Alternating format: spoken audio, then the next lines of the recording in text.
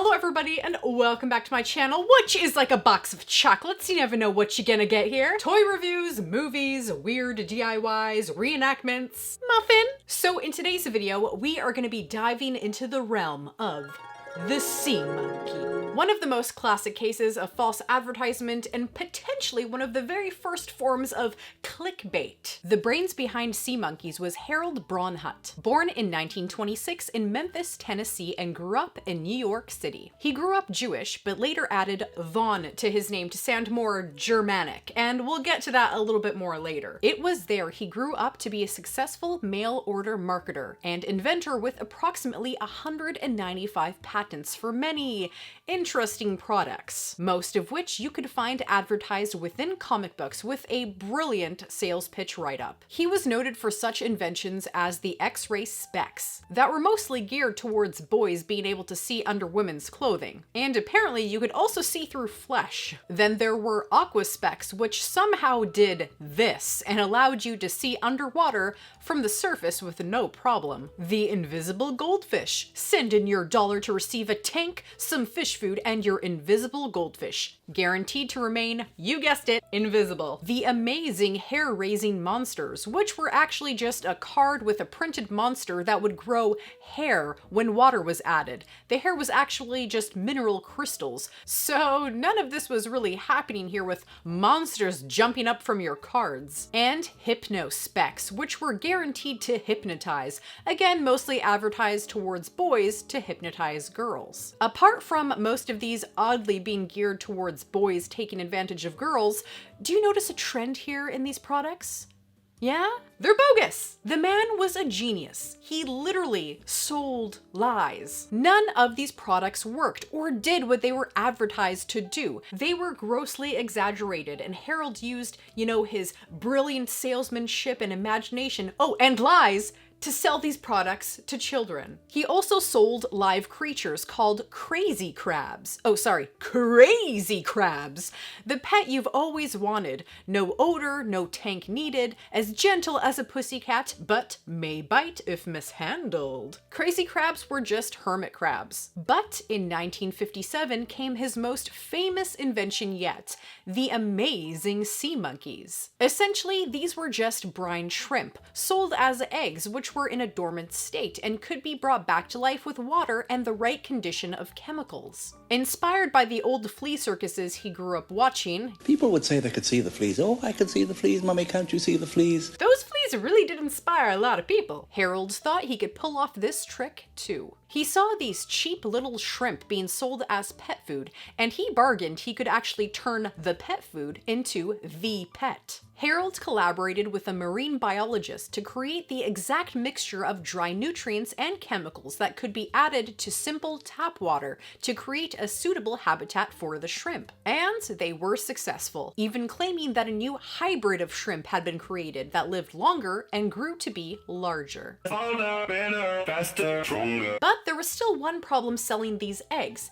The shrimp eggs actually needed time to incubate, time to hatch, time to react with the chemicals and environment around them to give them those necessary cues that it's time to hatch. So how do you get around this problem? Children, they're impatient. They want instant results. They don't want to be waiting hours and hours to see these things hatch. They're gonna take 1 hour and go, this sucks, this is boring. So this is the absolutely brilliant trick that Harold pulled off. Packet number 1 is labeled as a water purifier. Children were supposed to dump out the contents, stir and let it sit for 24 hours to get your water ready for those instant sea monkey eggs in packet number 2. Then in goes packet number 2, the instant live eggs, and boom, you have sea monkeys. But this is what was actually going on. Pouch number 1 actually contained salt, water conditioner, and the actual eggs. By misleading children that packet number 2 contained the eggs, it allowed the real eggs in packet number 1 24 hours to react with their environment and hatch properly.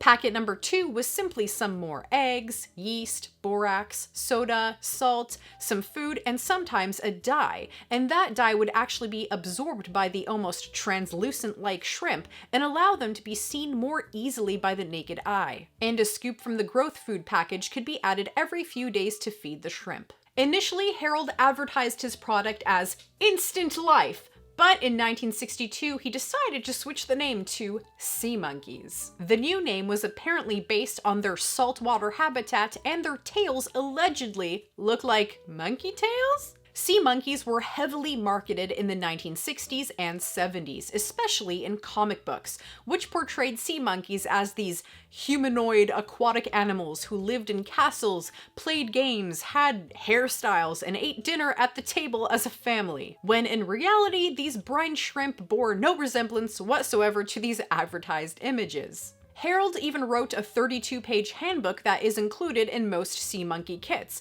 which stated that the creatures can be hypnotized, play baseball, and rise from the dead. You could even buy add-ons like mating powder, banana dessert treats, growth stimulators, and a circus aquarium. Children and purchasers alike were not only disappointed by the drastic dissimilarity to the advertisement artwork, but the shrimp also had a very short lifespan.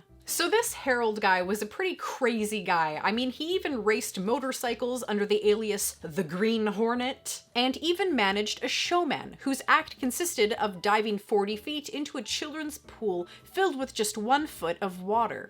Now we come to Harold's dark side. I told you previously that Harold actually added a Von in between his name, making it Harold von Brawn to sound a little bit more Germanic, and he did this, sadly, to distance himself from his Jewish family. Harold then invented a pen-sized weapon called the Cayuga Agent M5, which had the ability to telescope out into a metal whip at the flick of a wrist. It was later revealed in 1988 that a portion of the M5 sales were going to a man named Richard Butler, founder and leader of the Aryan Nations Organization, which was, yes, a white supremacist group that was founded on racism, hate, and intolerance. Harold denied his involvement with the hateful group, but pages and pages of evidence and documents have been found to verify his ties. Even newsletters from an organization called the National Anti-Zionist Institute, headed by Hendrik von Brawn,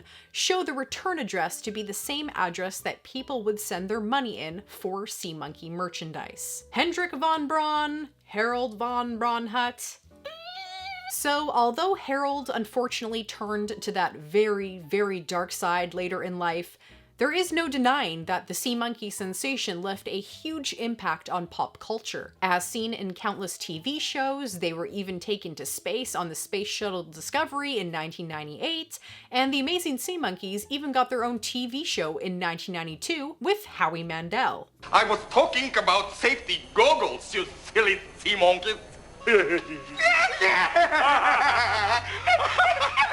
Sea monkeys were a highly imaginative activity for children.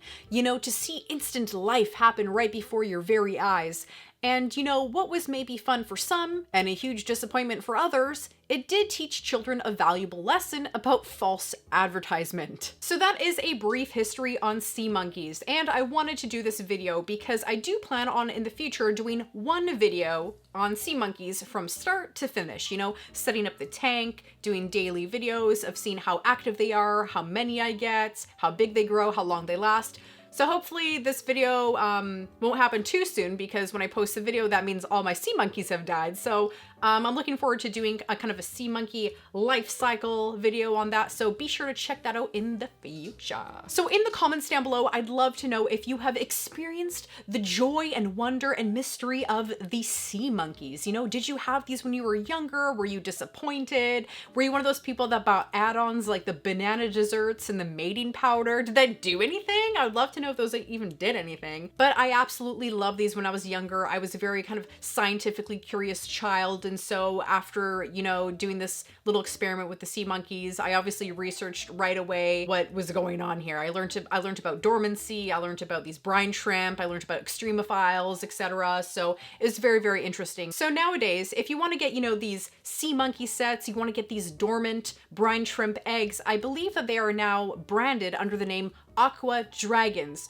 which I think makes so much more sense. And the artistic interpretations of these aqua dragons, I think are definitely much more accurate to the real depiction, you know, of the brine shrimp. And if you think about it, the shrimp actually do sort of look like mini, you know, water dragons of sorts. So like I said, I will be posting another sea monkey video in the future, so please be on the lookout for that one, and I'll see you in the next video. So thank you all so much for watching, and stay legendary.